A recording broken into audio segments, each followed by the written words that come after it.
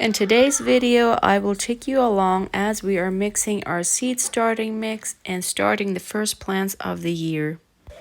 It is still early, so we're not doing a whole lot of plantings. We're doing some tomatoes and cabbage, and then later on we will do some kale and some other things that need to go out in the spring. Welcome to Family Homesteading of West Texas. We are a homeschooling homesteading family of 9. We grow, cook, and preserve most of our food from scratch. We like to mix our own seed starting mix, and to do that, I like to use cocoa coir. I purchased that in bricks, and then we would soak it in water, and then after it's all soaked through, we would have a very fluffy base. We do add some other things to it, a little bit of fertilizer and stuff. So the recipe for this that I use would be 3 portions of cocoa coir, 1 portion of worm castings, 1 portion of perlite, and 1 portion of vermiculite, and a little sprinkle of azomite. We mix that through very good, and that has worked very well for us. With the perlite and the vermiculite, you want to be careful not to inhale it. It could be very dusty, and it's not good to inhale it too much, so you want to try to kind of stay away from it. You could also moisten the perlite before you put it in the mix, and that would reduce the dusting as well. The perlite just helps to give the soil a little bit of airflow so that it's not compacted, and the vermiculite helps with drainage as well as water absorption. And then we do add a little bit of azomite, just a sprinkle of it, to give it a little bit of nutrients, as well as the worm casting. They also give us some nutrients to the soil. Although starting seedlings, the seedlings take most of their nutrients from the seed for the first while, but I still like to offer them a nutrient-dense soil so that when they start taking their nutrients from the soil, it is available for them. We tried mixing it with a drill and a paint mixer. My son always has these brilliant ideas, but it didn't work so well. So after all, I still got my hands in there and really mixed it through, and it's a lot of fun for me, and it smells so good to just work through that soil. And then we are ready to fill up the containers. We are not planting a whole lot of plants at this time, but we do definitely want to get started on tomatoes. The reason I'm doing tomatoes fairly early is because it gets very hot in West Texas, and through the hottest of the summer, the tomatoes will not actually produce a lot of fruit. So I'm trying to aim for 6 to 8 weeks old seedlings that will go into the ground at around March 1st. We do still get frost in March, so I will have to cover up these tomato plants when they go out. But the reason is that they like to have a temperature of 80 Fahrenheit during the day and about 55 during the night for them to actually produce fruit. If it's hotter than that, the blossoms will just fall off and we wouldn't get any fruit.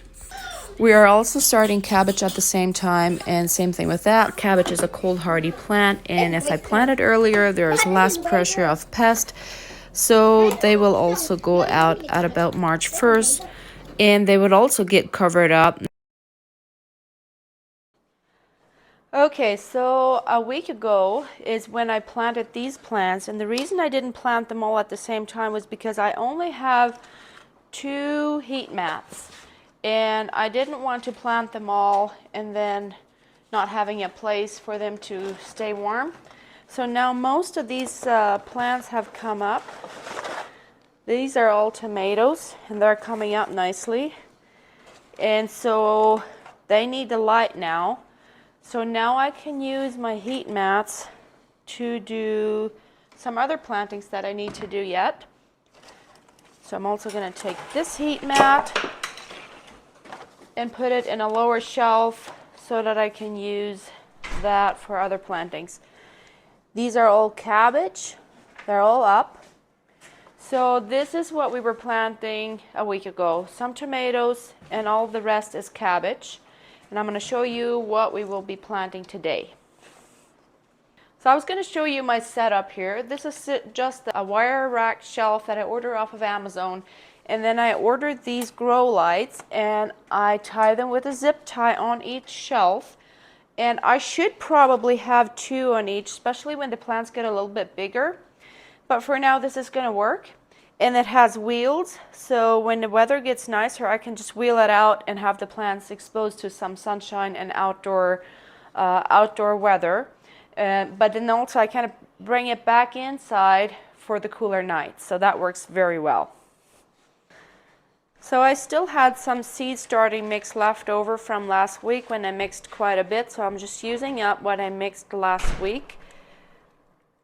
And I'm not going to fill these containers up all the way because after I've put in the seeds, I will top it with a little bit more of the seed starting mix.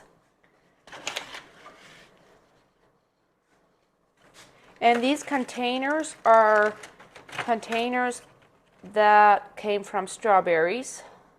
We bought quite a bit of strawberries when they were on sale, and I kept the containers. That works pretty good because they have a lid. You can make like a little greenhouse for them. And then as soon as they start germinating, I am opening them up to get them some light and fresh air.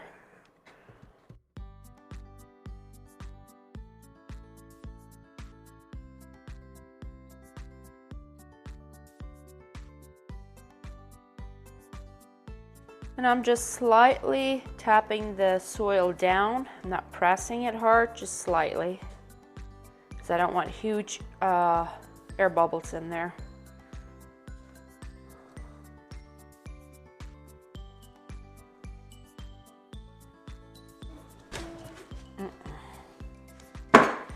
Okay, here's what we're planting today. We're planting spinach, lettuce. This is the butterbush lettuce. The seeds come from our garden from last year.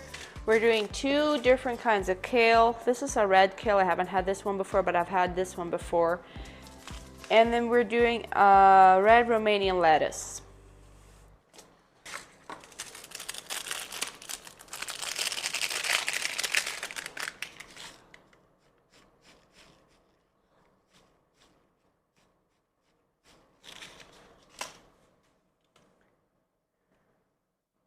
So I'm going to try to put them about 1 inch apart, and then when they start growing and get their real leaves, I will transplant them into separate containers. So that gives me about 12 plants per container. I think that's plenty.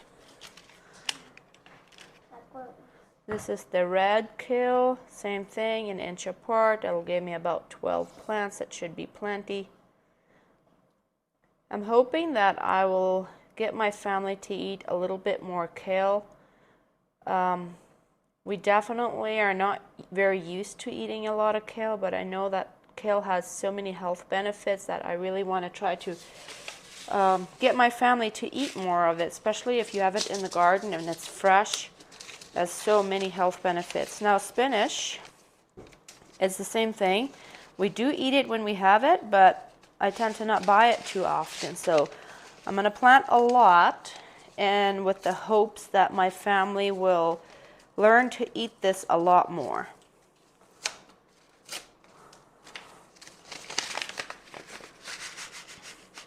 Well, these seeds are much larger, so it's much easier to plant them. And I don't want them too far to the side of the container because I want the root to be able to have enough soil so that it can grow nicely. I'm also going to do about 12 plants in this container. I know that I will probably have to transplant these very soon, but that's okay. That'll get me started on these plants.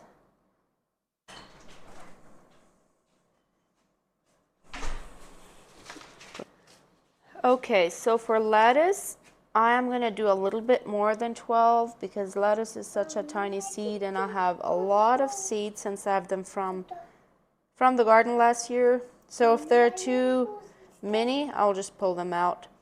And the reason I'm not doing like a lot of lettuce, this might sound like very little lettuce for the size of family we have, that is because I like to plant lettuce very frequently. If you follow me this year, you will probably see me planting lettuce just about every week because we like to harvest lettuce when it's still very young. That's when it tastes best. So we will just plant lettuce frequently and have fresh lettuce to harvest. And a little bit. So it's 2 different kinds of lettuce here.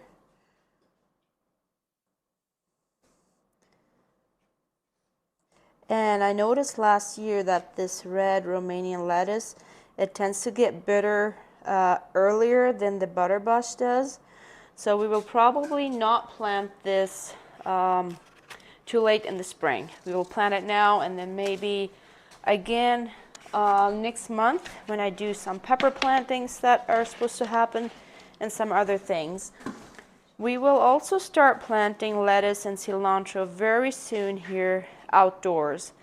I know that I could already start parsley and cilantro indoors, but I'm just not going to take the time to do that. I'm just going to wait like maybe another week or two. We're supposed to get some nicer weather, and then I can plant it outside, and it's a little bit nicer, and not having to transplant as many plants outdoors when the weather gets nice. And I like to mark these containers with a Sharpie marker, a permanent marker, but unfortunately right now I don't have a marker, so I'm going to use these popsicle sticks to mark it. I wrote the name of the plant on there, and each container will get a stick, and that will hold up till we get a Sharpie. I'm topping off the seeds with probably a quarter to half an inch of the seed starting mix, making sure I'm not leaving huge air bubbles, and then writing the name of the plant on a popsicle stick, and each container will get a popsicle stick. It's very important to mark your containers because later you probably won't remember what you planted. I've done that so many times, so I learned to mark my containers what I planted at the time I am planting.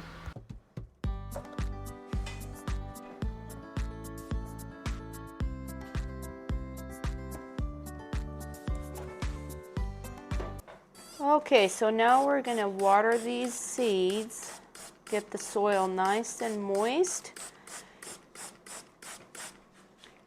And with these plants or these containers being on the heat mat, we will have to water them 2 or 3 times a day because they tend to dry out quite fast.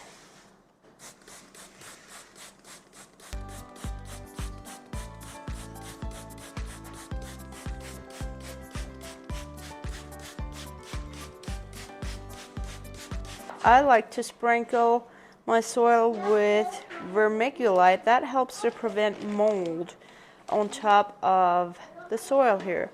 I've had quite a few issues with starting plants that I was getting mold and then the plants are dying off. So hoping that the sprinkle of vermiculite will prevent that.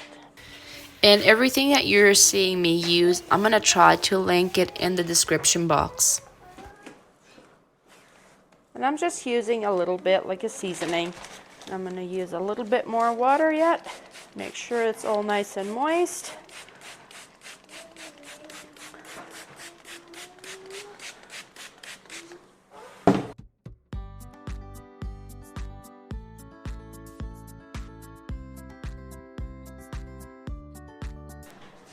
Okay, so this heat mat is warm now. I'm going to put this tray on top of the heat mat. We'll keep them moist, and they should start germinating here very soon.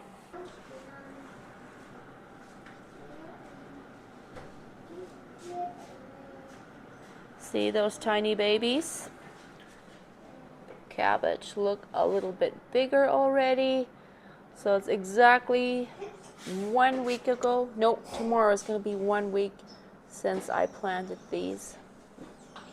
So these are just regular cooking potatoes that I got from Walmart. We will put them in a cardboard box and just have them on the side there, and they're already starting to sprout. So it shouldn't be too much longer till we see some more growth, and then we should be ready to plant them. I prevent to put them in a dark place, just a nice, cool, lighted area. I find that makes for the best potato starts.